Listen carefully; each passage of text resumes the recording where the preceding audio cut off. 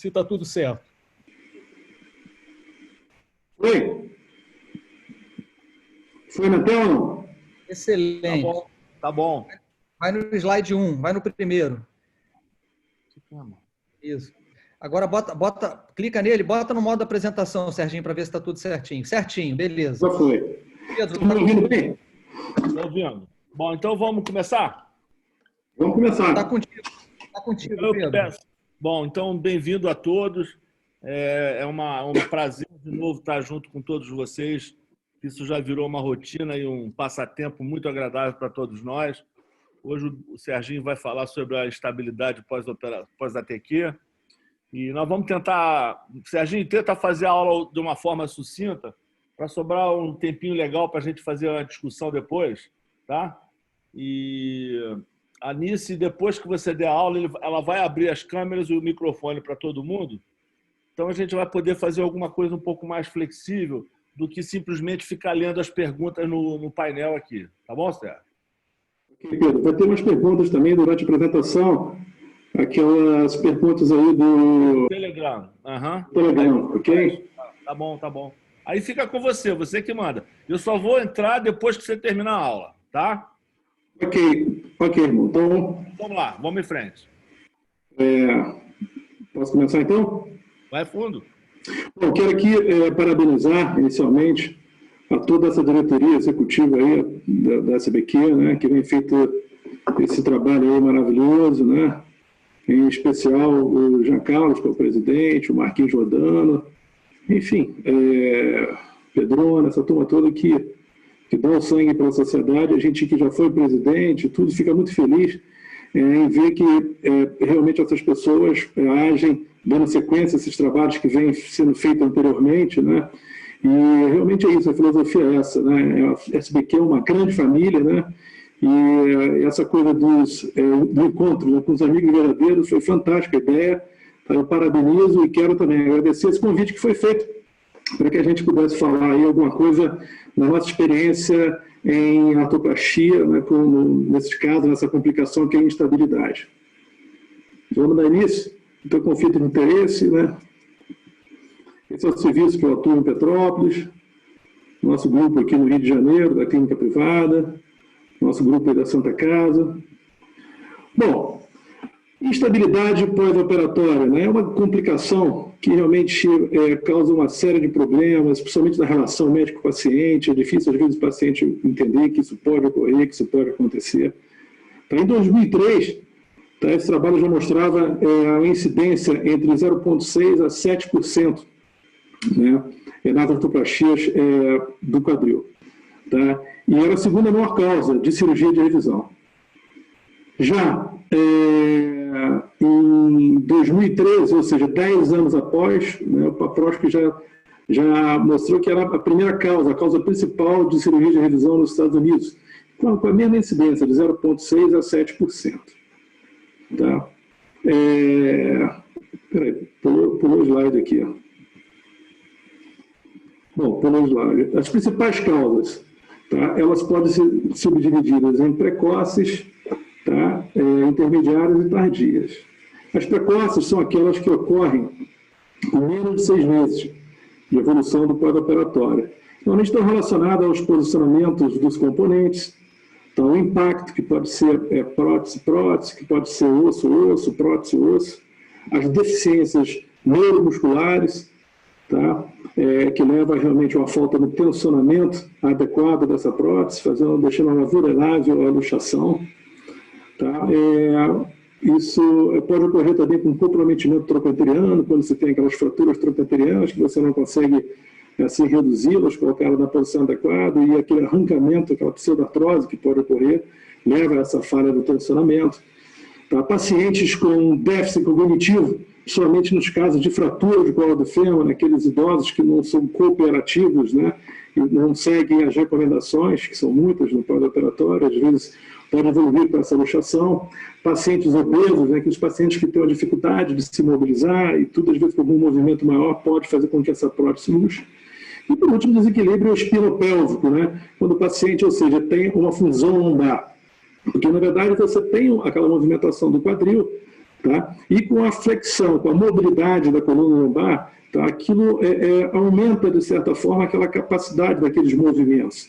Entendeu? Quando você tem uma coluna fundida, uma fusão feita nessa coluna lombar, você perde esse artifício aí de melhora nesse arco de movimento, e ficando exclusivamente com o movimento do quadril.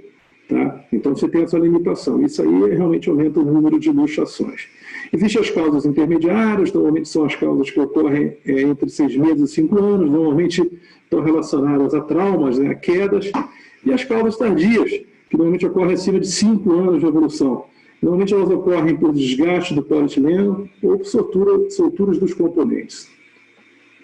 Bom, essa incidência que deveria vir atrás, veio aqui agora, ou seja, esse primeiro autor fez um estudo de 2.500 artroplastia, onde ele contou 3,2% de luxação, foi descrito em 82, tá? No mesmo ano, 81, esse outro autor, avaliando 6.700 próteses, viu 2,1% de luxação.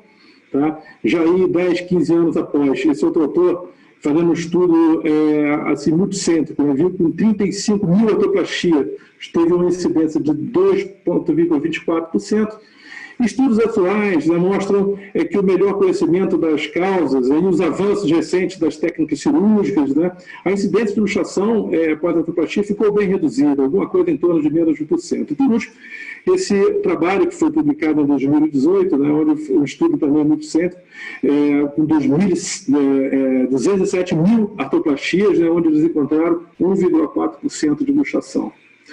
Bom, os tipos de luxação com relação ao deslocamento, ela pode ser posterior, pode ser anterior e pode ser superior. O posicionamento do paciente é alguma coisa assim de grande importância, porque quando você pode fazer a cirurgia, né, em decúbito dorsal e em decúbito lateral. No decúbito dorsal, normalmente quando você opera o paciente nesse decúbito, você faz o acesso lateral com a abordagem anterior ou o acesso anterior propriamente dito. E quando você utiliza o decúbito lateral, ou você utiliza o acesso lateral com a abordagem posterior ou o acesso posterior propriamente dito. Tá? A literatura diz, tá, que os acessos posteriores, as abordagens posteriores, tá, tem maior incidência de luxação. Mas depois que as pessoas começaram a fazer uma reconstrução da cápsula posterior, tá, realmente essa incidência diminuiu muito. Tá? E hoje você vê trabalhos que não mostram diferença entre um acesso e o outro. Tá? Bom, o posicionamento dos componentes, isso é de grande importância, né? É uma das principais causas de luxação. Existem várias formas de orientação para que você possa colocar esses componentes. Então, existe o sistema de navegação, que é o sistema que te mostra assim, precisamente o posicionamento desses componentes, tá, na tela do computador, mas muitas das vezes essa questão de montar todo esse sistema leva um tempo, e muitos cirurgiões, já com experiência e tudo, eu não gosto muito disso, porque realmente a gente perde tempo, tá, assim, de cirurgia. Tá? Existe a forma de orientar com os guias do posicionadores, aqueles guias que mostram em termos de inclinação, versão, relacionado ao solo e ao eixo longitudinal do corpo do doente. Tá? E existem outras formas de se orientar, tá? Que sem esses guias de posicionadores, que são as referências anatômicas, tá? Tanto no acetábulo quanto no fêmur. Bom, em relação à posição do componente acetabular, tá? Existe a zona de segurança, que foi descrita em 1978 por Levinek. Tá? Essa zona de segurança diz que a inclinação ela gira em torno de 30 a 50 graus, e você avalia isso bem na radiografia. E a antiversão, entre 5% e 25% de antiversão, que isso você avalia bem, como mostra essa figura, na tomografia. Já em relação ao componente femoral, ele pode estar em varo ou em val. Tá? Nas próteses cimentadas, quando está não cimentada, quando está em varo, tá? Normalmente pode estar ocorrendo em relação a um subdimensionamento dessa haste, em relação ao fêmur, a medular do fêmur. Isso aí é uma grande causa de soltura precoce e de instabilidade, ou seja, quando você coloca ela subdimensionada, a haste, ela tende a migrar um pouco para dentro do fêmur. Isso aí perde tensionamento, tá? E o fêmur fica mais vulnerável, a prótese, o sistema fica mais vulnerável à instabilidade, à luxação. Já nas próteses cimentadas, para quando elas estão em varo, né, a literatura mostra, esse trabalho, que foi descrito em 99, mostra que quando você tem esse tipo de situação na prótese cimentada, você tem um índice de soltura em 15 anos de quase 40%, tá? Realmente sendo uma coisa desagradável. E em valgo, não se tem grandes problemas com relação ao posicionamento em valgo desse fêmur. Bom, dando sequência, com relação ao componente femoral, ao posicionamento da antiversão. No acesso posto-lateral, normalmente preconiza-se fazer em torno de 15 a 20 graus. No acesso lateral, ou pode estar acesso lateral com abordagem anterior, tá? Você pode posicionar ele neutro ou em 10% de antiversão. Em relação à retroversão, tá? Existem assim, situações extremas, especiais, em que você, para fazer uma composição da versão, tá? Você, às vezes, precisa de deixar ele numa posição dessa para que você possa ter uma estabilização do sistema. Mas essa é uma situação rara, eu realmente nunca tive necessidade de fazer isso.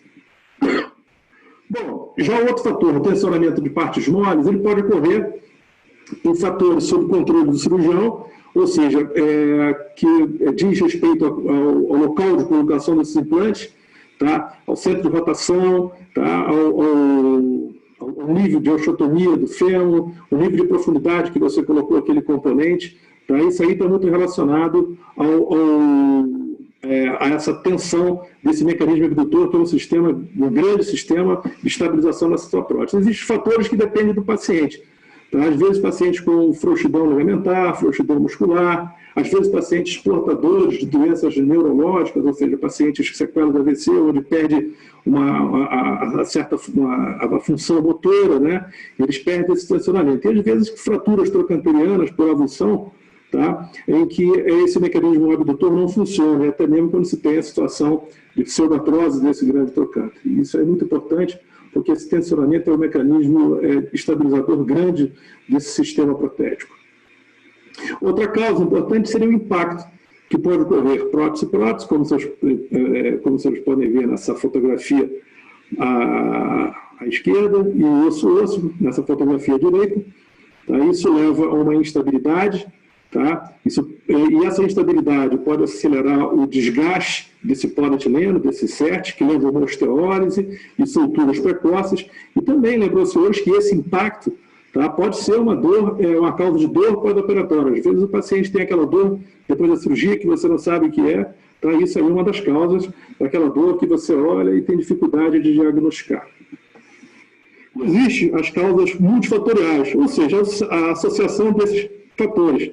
O posicionamento dos componentes, tensão de partes moles, o impacto e até mesmo outras causas. Bom, o tratamento em si, ele pode ser conservador e pode ser cirúrgico. Mas é importante salientar que em qualquer situação é importante que se estabeleça a causa dessa luxação, para que se possa fazer um planejamento estratégico buscando um tratamento eficiente.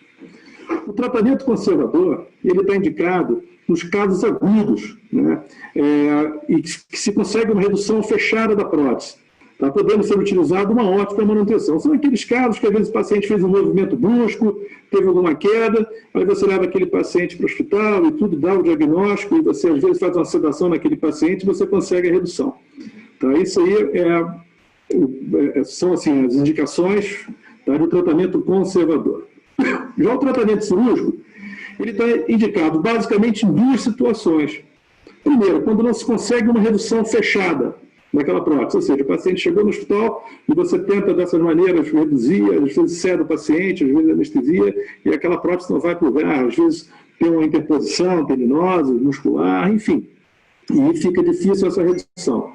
E outra situação é quando o tratamento conservador é ineficaz, ou seja, quando se tem recidivas frequentes dessa luxação. Aí você tem que realmente fazer o tratamento cirúrgico. Tá?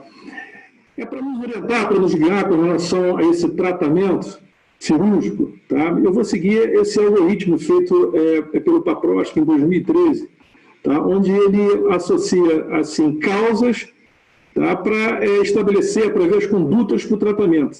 Certo? E, na verdade, nesse algoritmo, tá? Ele classifica em 6 tipos de instabilidade, 6 tipos de luxação. Com relação à causa, tá? Primeiro, tipo 1, é quando se tem uma falha no posicionamento desse componente acetabular.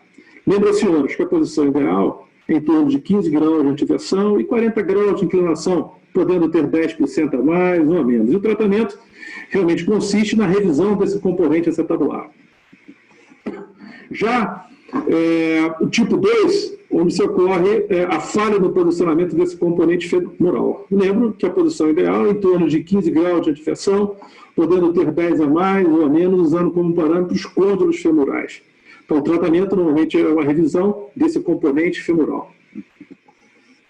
Já o tipo 3 é quando se tem uma insuficiência desse mecanismo abdutor. O tratamento consiste na revisão com o uso de um insert constrito. Mas veja bem, senhores, esse tratamento pode ser utilizado também, a dupla mobilidade. Eu parto para o insert constrito, porque até então nós não tínhamos disponível aqui no Rio de Janeiro esse tipo de recurso da dupla mobilidade. E com isso, nesse tipo de situação, eu já partiria direto para o insert constrito. E a gente acredita, de toda maneira, que efetivamente essa prótese de dupla mobilidade venha a ser assim, uma ferramenta importante nesse tipo de situação, e também em situações de risco. E nós procuramos sempre corrigir o posicionamento desses componentes, sempre dentro da zona de segurança. Já o tipo 4, é nessas situações de impacto, como eu bem mostrei para os senhores.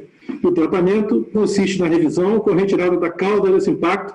Normalmente eu aumento um pouco o diâmetro dessa cabeça femoral e tento melhorar um pouco mais esse tensionamento, uma vez que esse paciente tem efetivamente essa instabilidade prévia. A gente lança a mão desse recurso para que essa instabilidade, para que essa luxação não ocorra mais. Já no tipo 5, é quando se tem o desgaste desse polietileno. O tratamento consiste com a revisão, com a substituição desse polietileno, e a cabeça femoral, a gente tenta aumentar o diâmetro dessa cabeça, e como eu disse anteriormente, e melhorar o tensionamento. Enfim, criar situações para que essa prótese fique mais estável.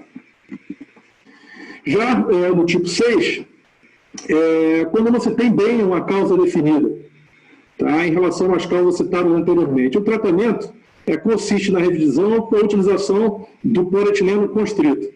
E repito aos senhores, indico esse polietileno constrito porque nós não tínhamos esse recurso, essa ferramenta da dupla mobilidade, que realmente é uma situação que veio para ajudar bastante.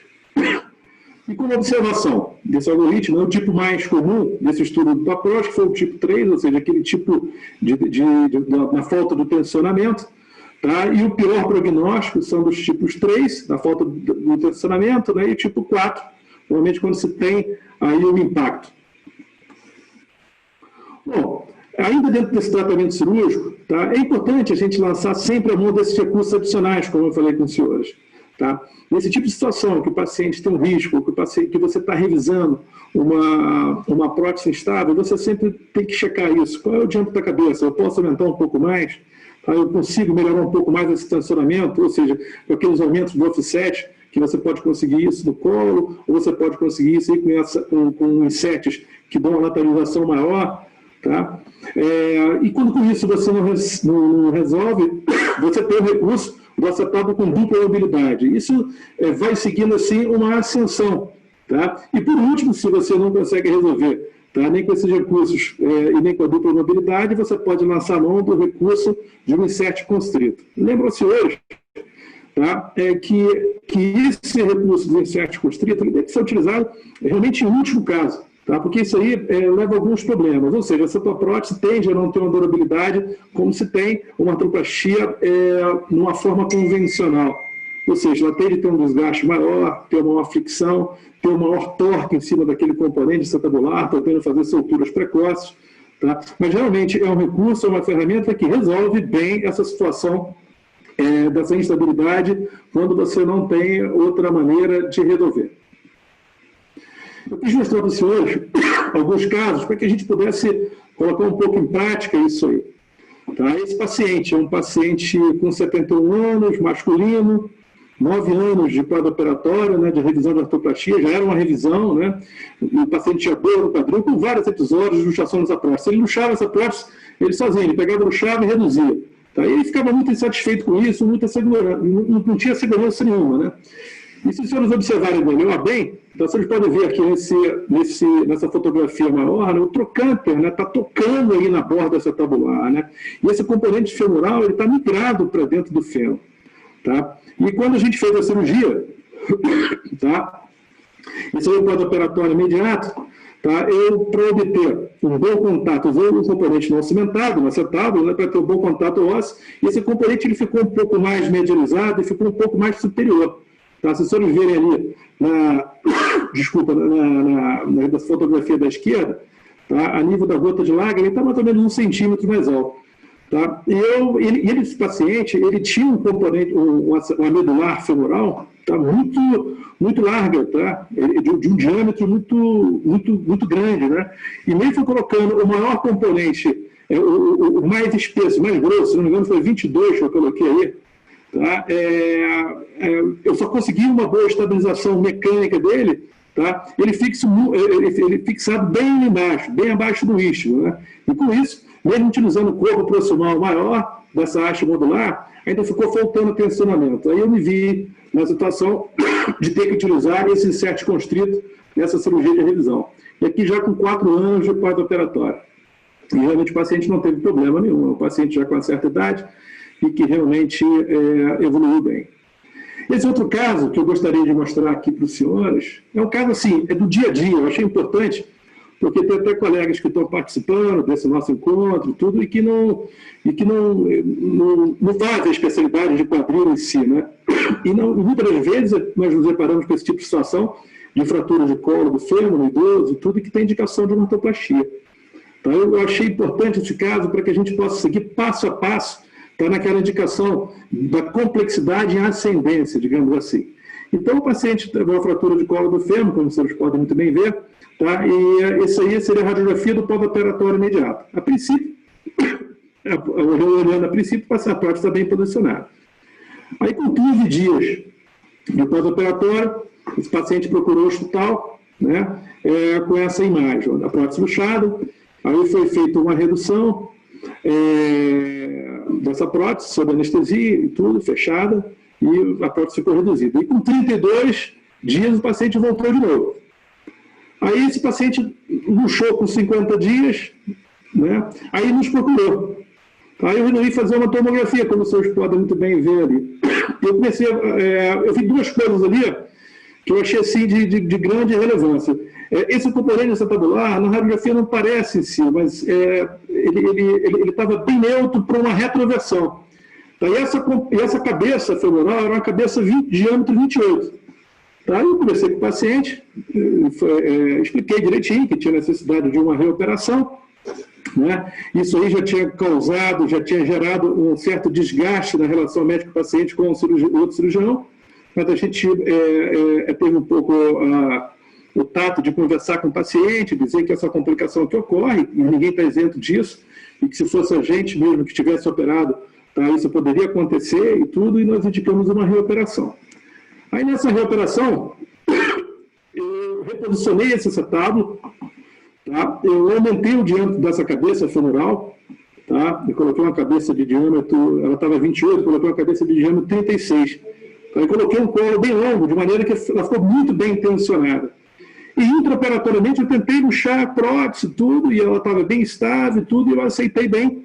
Tá? E realmente esse paciente ficou bem, e aqui já com 1 ano de pós-operatório. O objetivo, tá, de mostrar efetivamente esse caso em específico é que a gente muitas das vezes consegue resolver bem esse tipo de instabilidade, tá, de uma forma mais simples do que ter que usar direto uma prótese constrita, entendeu? Ou até mesmo uma dupla mobilidade. Tá? Então, dando seguimento, como conclusão, o que nós chegamos? Tá?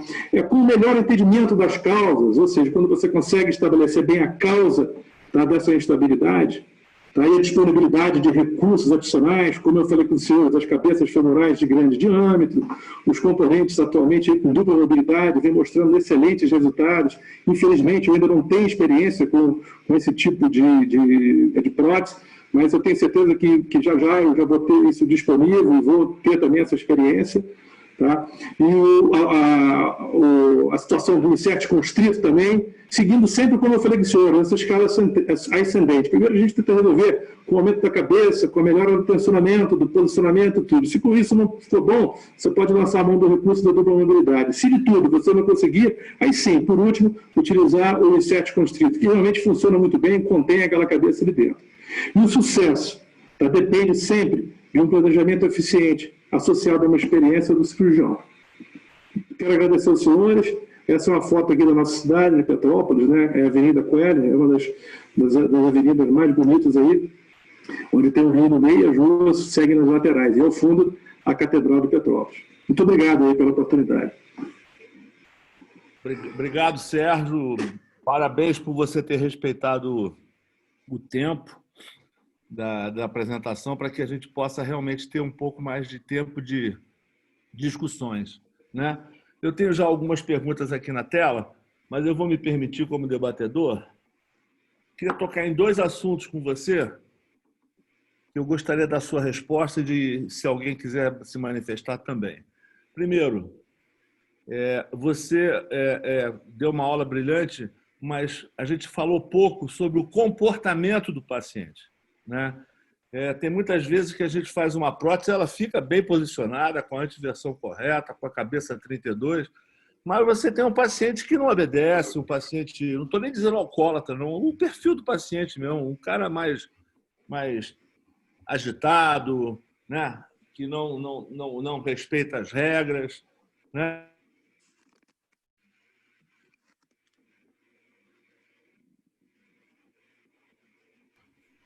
Oi, Pedro, perdi você aqui. Falhou seu som, Pedro. Pedro. Mas Serginho, acho que deu para captar o que o Pedro queria passar sobre o perfil do paciente. Sim.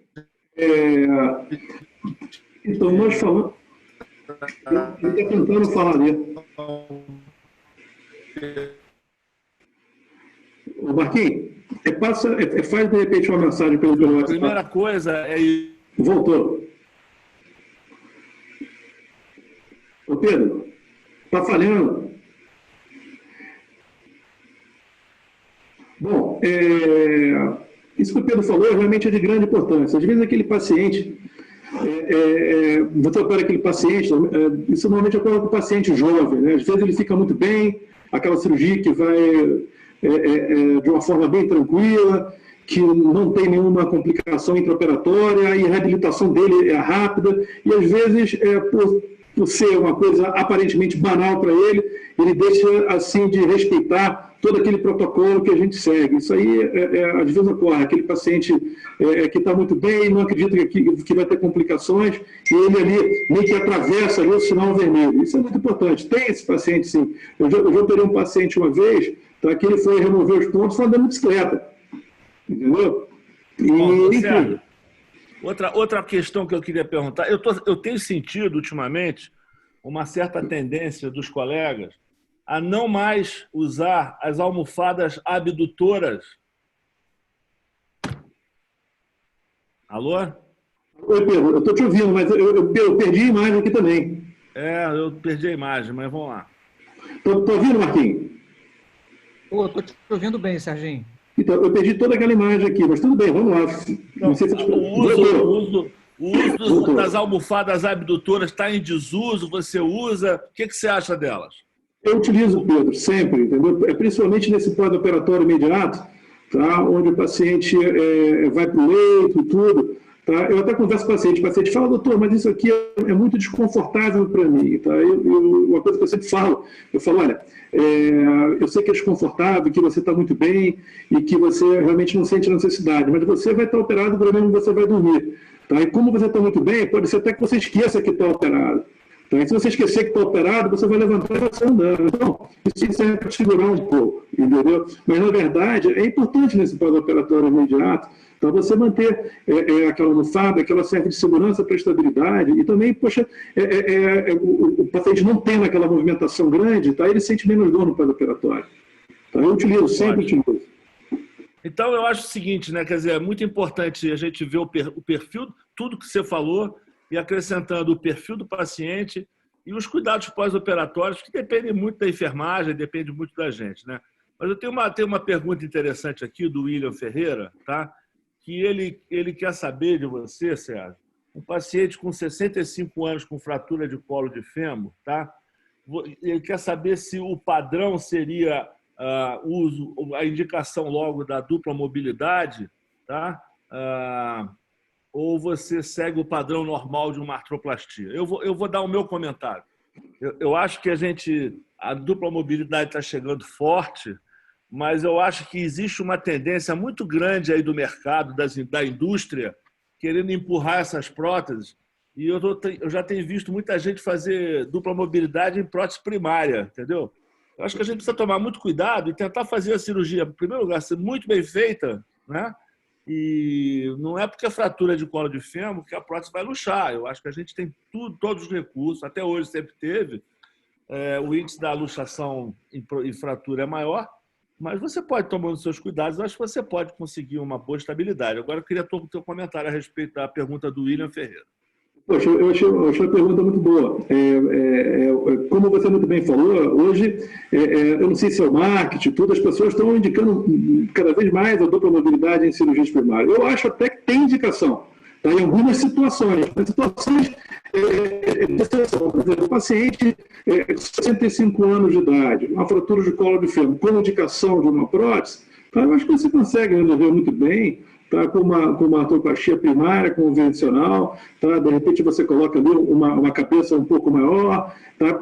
Se atenta muito bem ao posicionamento desse componente, tá? Procura deixar um tensionamento maior, mesmo que alongue um pouquinho o paciente, mas você já conversa com o paciente previamente isso. Tá? Eu concordo que esses pacientes com fratura são pacientes que não têm nenhuma limitação nos movimentos desse quadril previamente, né? E esse quadril é um quadril hipermóvel. Tá? E por essa hipermobilidade, o índice de luxação, de estabilidade é maior.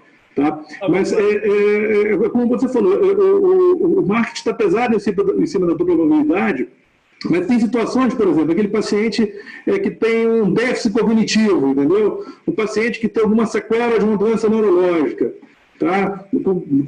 Com mais idade, tudo. Eu acho que é uma ferramenta aí que a gente pode lançar a mão dela e eu acho que vai trazer mais segurança para a gente, não tem dúvida. Mas um paciente de 65 anos, uma fratura de colo convencional, com indicação de uma artroplastia primária do quadril, tá? Sem nenhuma dessas situações que eu acabei de mencionar, eu acho que uma prótese convencional resolve muito bem. Até mesmo uma prótese não cimentada, entendeu? Com a cabeça maior, ou uma prótese híbrida, se tiver um osso um pouco mais espoliado, enfim, eu acho que o resultado é bom.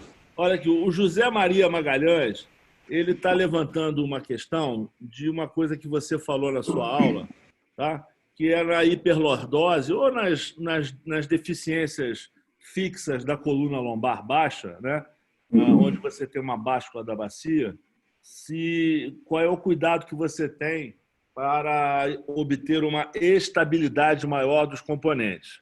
Eu confesso a você que realmente a gente examina a coluna do paciente, mas eu acho que o mais importante é o paciente sair da sala com a prótese estável, né? Eu acho que o mais importante de tudo, não pode sair meia boca, a prótese tem que sair estável da sala. Se ela tiver saído estável da sala, e se você fizer um bom cuidado pós-operatório de enfermagem e de fisioterapia, com um fisioterapeuta que saiba fazer o tratamento, eu acho que você já está contribuindo para que a sua prótese não luxe.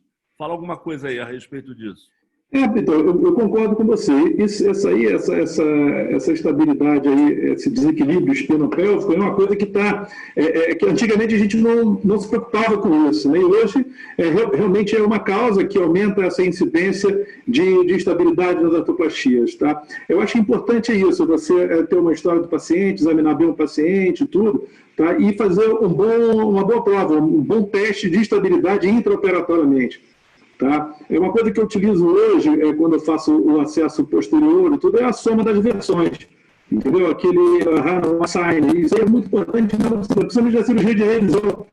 Entendeu? A soma dessas versões, ela tem que, quando você faz o acesso posterior, tá? A cabeça tem que estar zerada ali dentro do insert, com você com uma inclinação do membro, né?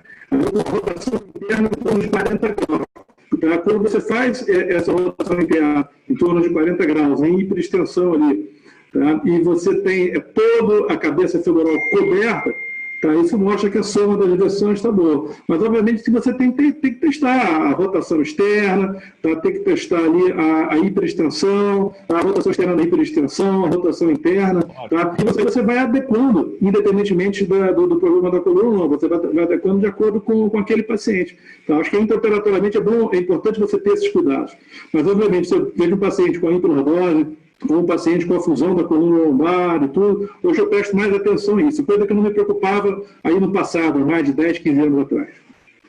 Ô Sérgio, olha aqui, o Marcos Tabet, ele está fazendo um comentário aqui, que é uma das coisas que eu gosto de fazer, que ele está colocando aqui o seguinte: difícil são as revisões de prótese de Charnley, cabeça 22, onde o componente femoral é fixo e nós temos que trocar o acetábulo, e que fica sem um tensionamento de partes moles.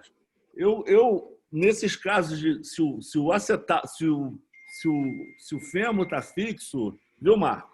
Na minha opinião, estou te dando a minha opinião, depois o Sérgio vai dar dele, o que eu acho mais interessante fazer nesses casos, que a prótese de Charnley, você simplesmente tira a prótese, faz um cimento sobre cimento, coloca uma prótese com uma cabeça maior, e você consegue retencionar tudo de novo. É isso que a gente faz. Pode falar, Sérgio. A prótese de Charnley, né, foi uma prótese, acho que é uma das próteses que funcionou melhor aí, porque a gente vê na literatura, você vê prótese aí com mais de 30 anos, com 40 anos, né, funcionando até hoje, né? Mas quando eu faço uma cirurgia de revisão, tá, normalmente quando você faz uma cirurgia de revisão e você tem aí uma soltura do componente acetabular e o fêmur fixo com essa próxima cabeça de 22, normalmente quando você instrumenta aquele acetábulo ali, tá, normalmente você medializa ele um pouco mais, eleva um pouquinho mais aquele centro de rotação, aí você perde bem o tensionamento. E tendo uma cabeça menor, tá, esse sistema fica mais estável ainda. Eu nunca fiz uma revisão assim de Charnley que eu mantivesse um componente com a cabeça 22, até porque é monobloco, e aquela cabeça ali ela é danificada na cirurgia, você arranha ela e tudo e tal. Eu não vejo assim grande dificuldade para você remover um componente femoral desse, fixo. Tá? Se de tudo você não consegue tirar ali, você pode lançar a mão do recurso da osteotomia. Mas esse recurso, essa ferramenta que você falou aí é muito importante. Essa possibilidade de que se o paciente tiver um bom manto de cimento, se ele tiver um manto intacto ali direitinho, de recimentar um componente ali dentro, tá? E essa recimentação vai te permitir corrigir ali versões desse fêmur, tá? Vai te permitir usar uma cabeça maior, tá? Melhorar esse tensionamento, vai permitir que você utilize uma haste com offset maior. Tá? Eu não vejo grandes problemas. Eu, particularmente, não vejo hoje uma indicação nenhuma de você manter uma haste dessa de Charnley. Normalmente são hastes com mais de 15, 20 anos aí que você vai revisar, tá? E manter uma haste dessa fixa se ela estiver fixa. Eu não vejo dificuldade em retirar ela em si, tá? E dificuldade de adaptar uma boa haste ali para melhorar todo o sistema em termos de estabilidade, ou seja, aumentando a cabeça, melhorando a versão, o tensionamento, o offset, tudo. Mas boa pergunta, achei uma excelente pergunta. Pedro, é Marco Jordano. Deixa eu te falar, você também está com acesso ao Telegram. Seria interessante você pedir para o Serginho comentar as respostas da plateia, porque isso, as respostas levam em consideração as experiências de todo mundo, né? De todos. Né? Se você pudesse abrir e passar as respostas, o Serginho também tem acesso ao Telegram. Eu estou sem acesso ao Telegram aqui, entendeu? Talvez você possa... O Serginho tem acesso aqui. Eu tenho acesso aqui. Eu acho que a Nice, ela coloca isso aí na tela principal do computador. Não, aquilo só fica no meu celular, para que as pessoas, para que as plateias possam ver. Se a Nice conseguir botar, tudo bem. Mas enquanto a Nice está colocando, o Pedro pode continuar conduzindo. Aí para você depois, para você não esquecer de comentar o Telegram. E, na verdade, a gente tem mais de 180 pessoas na sala e só tem 67 votos. Eu queria que todos aí que estivessem na sala procurassem votar no Telegram, tá? Está aberto lá. Ô, Sérgio, vamos lá, vamos seguir aqui, ó. O Thiago, ele está te perguntando o seguinte, ele quer saber quando é que você solicita uma tomografia nos casos de luxação, tá? se você solicita a tomografia após quantos episódios de luxação para você fazer uma conduta. Quer dizer, eu acho que a tomografia, ela te dá, o que ela pode te dar de melhor, nos casos agudos, é o posicionamento. Você consegue medir mais a antiversão, enfim, aquele somatório que você bem falou aí. Né? Nos casos crônicos, talvez o que a tomografia possa mais te mostrar sejam os desgastes, mais precisamente os desgastes do polietileno, que também é uma forma de luxação, né? Eu acho que a gente falou pouco sobre isso, que o desgaste, o polietileno desgastado, quando a cabeça vai migrando proximalmente, você acaba gerando uma instabilidade nesses casos. Talvez a tomografia seja útil para você fazer uma melhor avaliação nisso. Mas, quando você usa a tomografia, quando você usa, depois de quantos episódios, Sérgio? Então, eu achei muito boa a pergunta. Na verdade, tá, eu não peço a tomografia mediante o número de recidivas dessa luxação. Tá? Eu acho que a tomografia está indicada aí quando você tem dúvidas da causa dessa instabilidade, tá? E você suspeita e você quer checar o posicionamento desses componentes.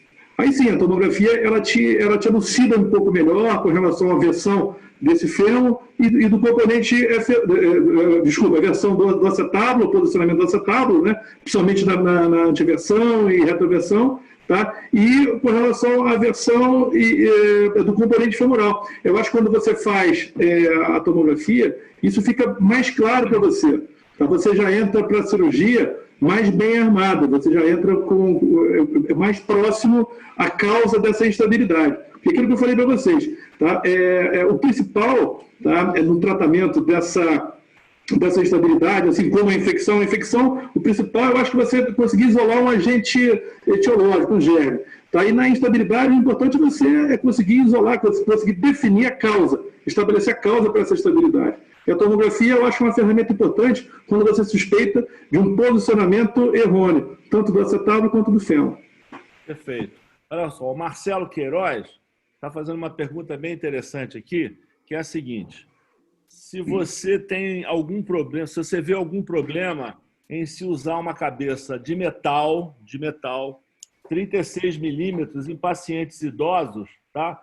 Para você conseguir aumentar a estabilidade da artroplastia, e a preocupação dele é o medo da troniose, né? Então, eu diria o seguinte: primeiro, paciente mais idoso, eu acho que a gente não precisa ter tanto medo da troniose assim.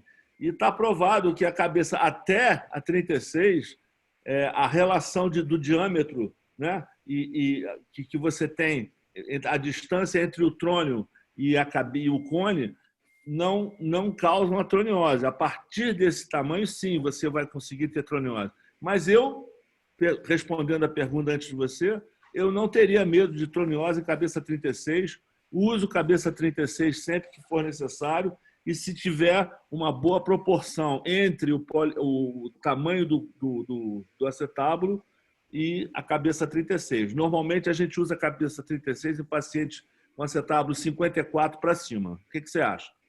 Pedro, eu achei a pergunta muito boa, agradeço. O que acontece? Eu não vejo problema nenhum em você utilizar uma cabeça de metal, tá? Principalmente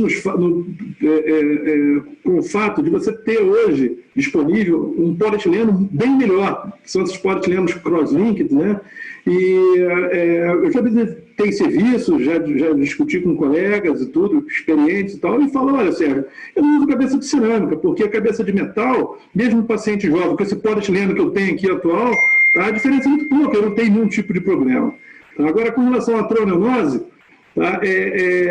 Isso pode acontecer, mas normalmente no paciente idoso, com baixa demanda e tudo, que você lança mão desse recurso aí, não é comum. Eu não tenho preocupação com relação a isso, entendeu?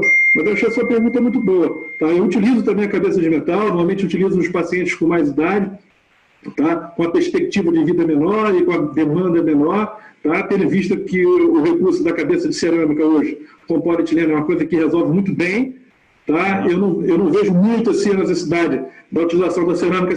Eu até uso em pacientes bem jovens, Mas o que eu tenho hoje de resultados com o polietileno cross-link de cabeça cerâmica é muito bom. E também eu não tenho receio nenhum de utilizar no paciente idoso esse polietileno cross-link que nós temos hoje disponível com a cabeça de metal. Tá? Com essa qualidade boa, tá? Se você usar a cabeça 32 ou 36, tá? Isso aí não vai causar grandes problemas. Tá? Às vezes eu tenho medo também da utilização de cabeças maiores, tá? Com relação àquele impacto ali, tá? No psoas, que o paciente às vezes fica com a dor pós-operatória. Tá? Agora, idoso, com baixa demanda, a preocupação com a cabeça maior, tronionose, eu realmente não tenho. Sérgio, nos casos em que você tem uma revisão ou você tem uma instabilidade, você quer resolver, talvez a gente tenha falado pouco sobre o uso dos inserts de polietileno com offset mais 5, mais 7 milímetros. Você tem alguma experiência com isso? Tem certas situações que eu gosto de usar isso. Eu acho uma boa ideia. Pedro, nessas cirurgias de revisão que eu faço aí, independentemente da causa ser uma instabilidade prévia e tudo, eu sempre utilizo esse poli com rebordo. Tá? Não, eu não estou falando de rebordo, não. Estou falando do polietileno lateralizado, o polietileno com offset. Sim. Entendi agora, hein? Então, eu acho uma ferramenta muito boa, de grande valia, quando você tem assim, um déficit no tensionamento, tá, desse sistema. Tá? Não tem dúvida, se você tem um poli disponível mais lateralizado, tá, isso ele vai te oferecer, ele vai te fornecer, vai te dar aí um tensionamento melhor, tá, de forma que melhora essa questão da estabilidade. Mas quando eu posso, eu sempre uso nas revisões, tá, a cabeça maior que eu puder, mas normalmente eu não uso acima de 36. Então, eu vou até 36 e tudo. E ele você muito bem colocou. Depende do tamanho daquele componente em si. Tá? Se o componente me permite, numa revisão, usar uma cabeça 36, e eu tenho isso disponível, tudo eu utilizo a cabeça 36. Ok. Olha só, o Lafayette pergunta a você como é que você avalia a versão da bacia pré-operatoriamente. Né? Eu acho que ele deve estar se referindo à inclinação pélvica exatamente nos casos onde você tem uma fusão da espinha da coluna lombar baixa, né? E como é que você faz essa avaliação pré-operatória? Pedro,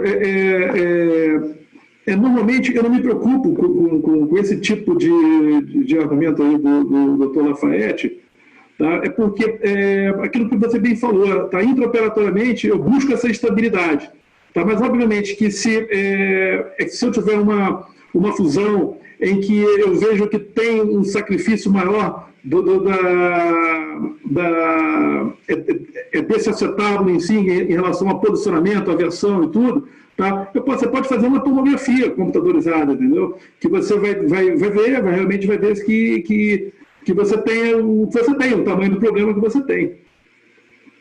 Olha só, o Fernando pergunta se é importante você fazer uma radiografia em perfil, né? Deve ser, ele diz uma radiografia da bacia em perfil, com um paciente sentado, para você testar a mobilidade e o tilt da pelve.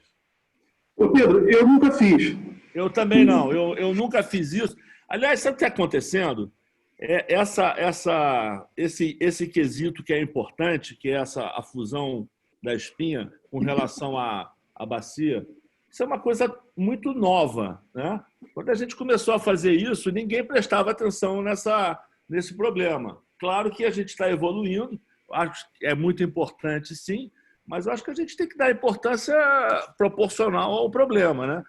Voltando, eu acho que o mais importante é o paciente sair da sala com a artroplastia muito estável. Mas você faz o teste de botar o paciente sentado para avaliar o tilt da pelve? Pedro, eu não faço, não. Mas, poxa, se eu pegar pré-operatoriamente, se eu ver um paciente que o paciente ele tem uma fusão em que a posição daquela fusão lombar dele não está boa, entendeu? Você vê assim, o paciente aquela postura muito ruim e tudo, tá? Eu acho que é uma ferramenta aí que você pode lançar a mão e que pode te dar mais segurança. Você já vai um pouco mais armado para a cirurgia, você vai um pouco mais aparamentado, vai mais elucidado para a cirurgia, não tem dúvida. Tá, olha, outra questão aqui sobre fratura de colo de fêmur e /estabilidade. tá? É uma pergunta do Alex. Ele pergunta se, nos casos de fratura, se seria interessante, eu concordo com ele, a preservação do piriforme, né, como forma de você aumentar a estabilidade da artroplastia, entendeu? Eu acho que quem tenta preservar o piriforme nas artroses, principalmente nas artroses brasileiras, a artrose brasileira, para mim, é aquela artrose avançada. A artrose americana é aquela que você olha, quase não vê artrose, o cara já está operando, né? A artrose brasileira, o paciente já chega com o quadril todo destruído. E eu acho assim, dizer que vai preservar o piriforme nesses casos, onde existe uma retração absurda muscular, uma degeneração articular incrível, eu acho muito difícil. Eu não consigo, eu faço acesso posterior há 40 anos e eu não consigo preservar o piriforme nesses casos porque ele está muito encurtado. Agora, nos casos de fratura, que ele está no tamanho normal, né, com a elasticidade normal dele, eu gostaria de perguntar, ele está perguntando, o Alex está perguntando se você preserva ou não preserva o piriforme para melhorar a estabilidade. Pedro, eu faço acesso posterior, tá, e faço acesso lateral com a abordagem anterior. Nas fraturas, em especial, eu tenho uma preferência, uma certa preferência em utilizar esse acesso lateral com a abordagem anterior. Tá? Mas, se porventura, se eu fizer esse acesso posterior para as fraturas de colo de fêmur, tá, obviamente que eu vou tentar preservar, tá, esse piriforme, que realmente é uma ferramenta aí que te dá um pouco mais de tensionamento. Tá? E essa situação de fratura, como é uma fratura que tem uma certa tendência em ter uma estabilidade maior, tá, eu acho importante. Se você conseguir preservar, ótimo. Eu acho que é uma boa conduta. Uma excelente pergunta. Eu acho uma boa pergunta, mas coloco a ressalva de que, na minha experiência, preservar o piriforme em pacientes com aquelas artroses hipertróficas, artroses crônicas, vamos colocar assim, eu acho que é muito difícil. Pedro, só, eu ia falar sobre as perguntas. Eu acho que até isso que o Marquinhos está querendo falar, entendeu? Eu estou falando aqui. Você vai botar o resultado das perguntas, Marquinhos? Isso. Não, esse projeto aí. Mas eu concordo com você, Pedro. Eu acho que essa situação do piriforme aí, com um paciente com artrose extremamente grave, é meio complicado. Artrose brasileira, né? Isso aí. Olha lá, Serginho. Olha qual é a experiência da turma aí. Então, a primeira pergunta, né? Em sua casuística, qual as causas principais de revisão de artroplastia, né? Então, prevaleceu aí, eu acho que o que ganhou aí foi as solturas assépticas, né? Que votaram aí pela experiência 42% de casos, né? 42% e seguido por instabilidade, depois por infecção. Tá? É interessante, eu tenho tido, pela minha experiência aí, eu tenho feito muita cirurgia de revisão em fraturas periprotéticas. Isso aí tem aumentado muito a incidência. Assim, na minha estatística pessoal, entendeu? Não sei como você vê isso, Pedro. Como é que é o seu índice de revisão em artroplastia total de quadril? Tá? Você faz mais por infecção, por instabilidade, por soltura séptica ou fratura periprotética? Ou outra causa? Eu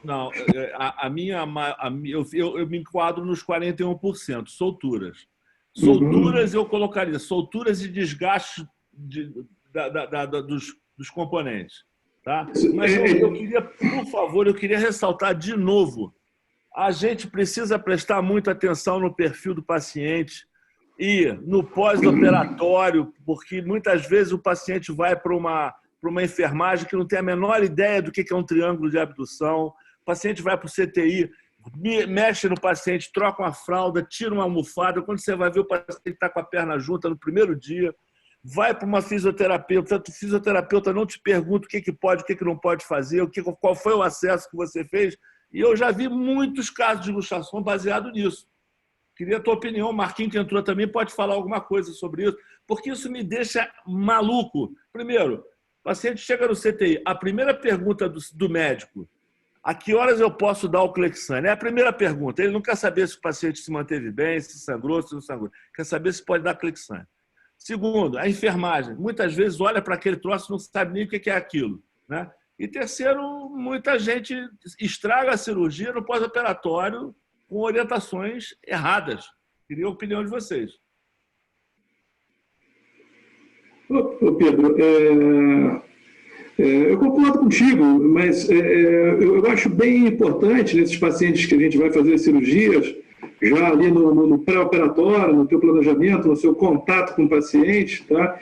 Em que você já oriente ele, já deixa ele ciente de toda essa questão, de toda essa situação de um pós-operatório de ortoplastia.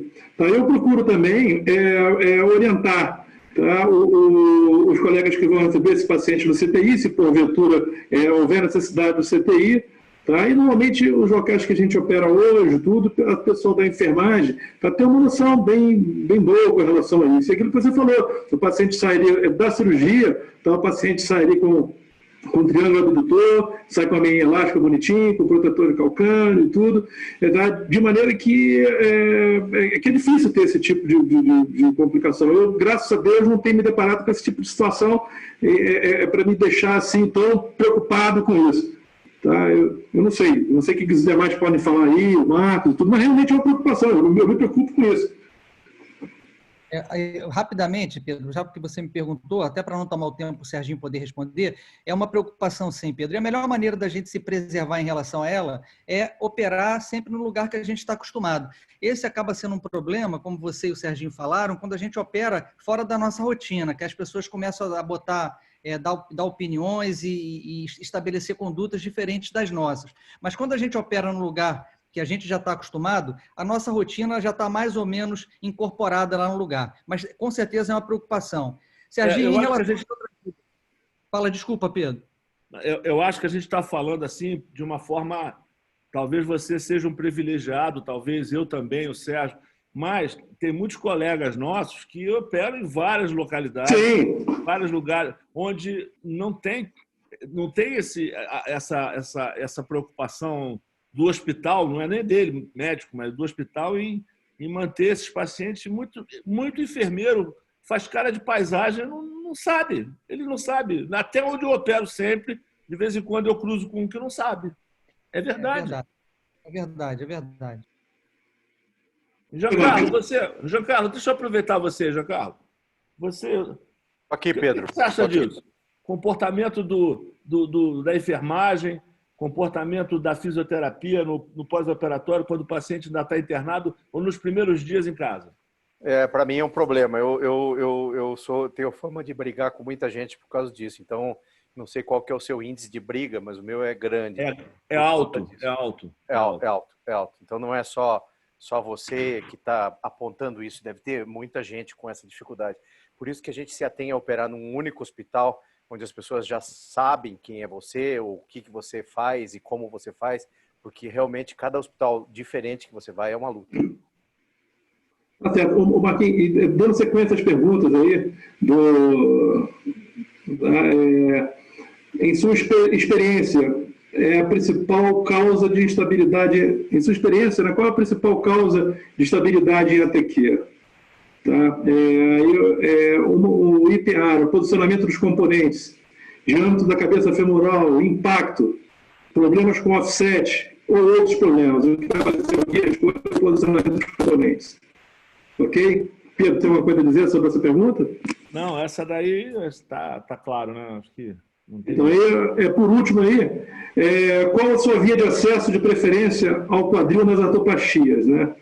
Aí tem anterior, a antrolateral, posterolateral, posterior ou outras vias. Aí prevaleceu aí a posterolateral com 57%, seguindo a antrolateral com 18%.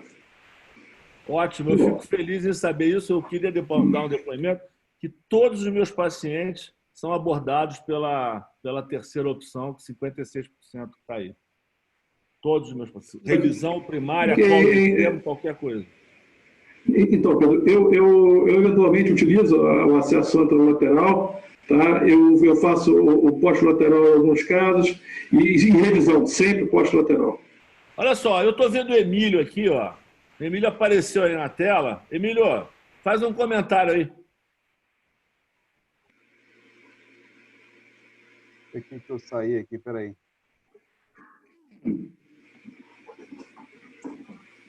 Bora que a gente está terminando, né, Marquinhos? Tá chegando no final, né? Eu acho que assim...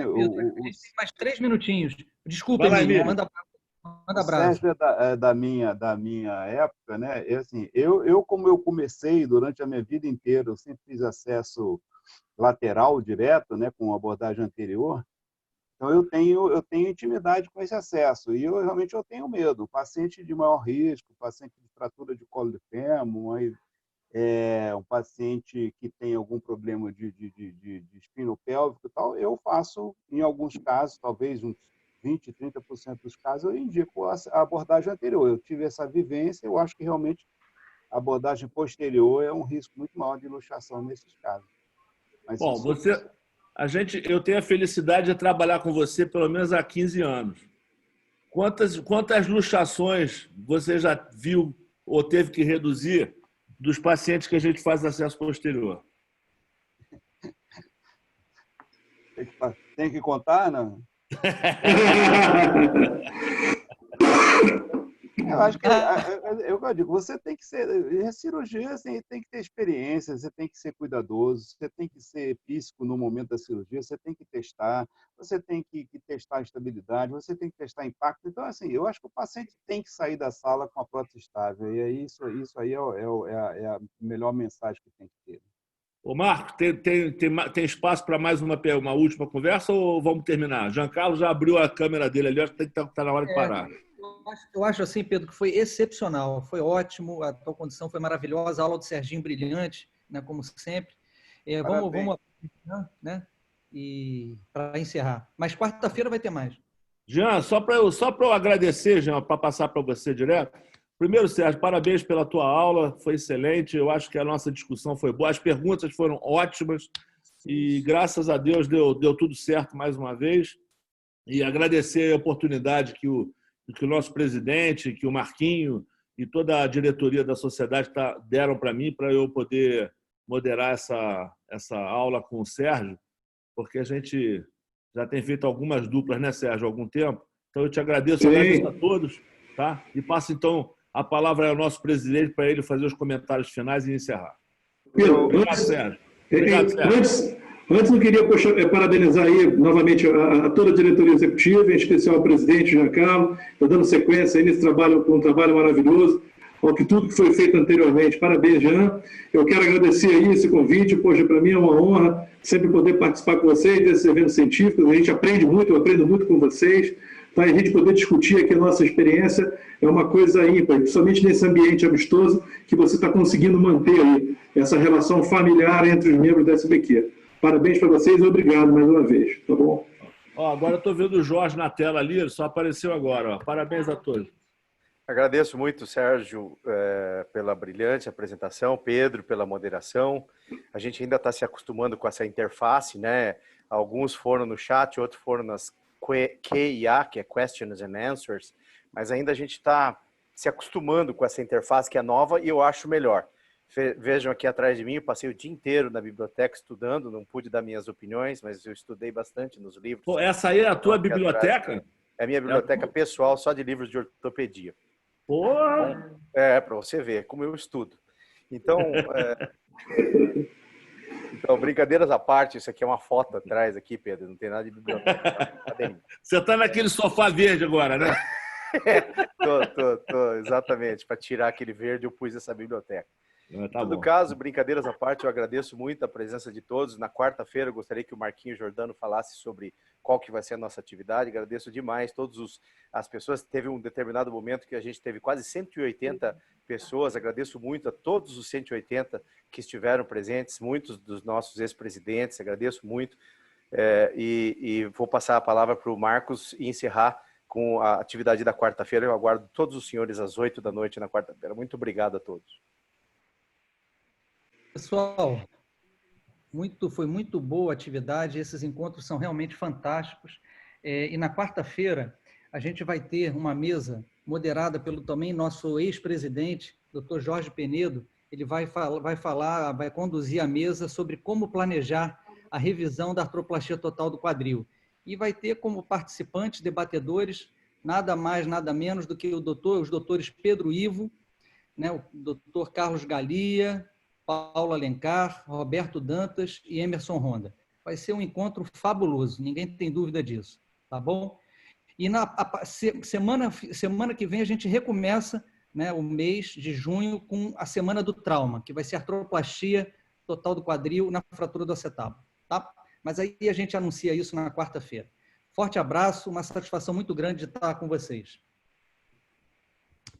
Obrigado, Marquinhos.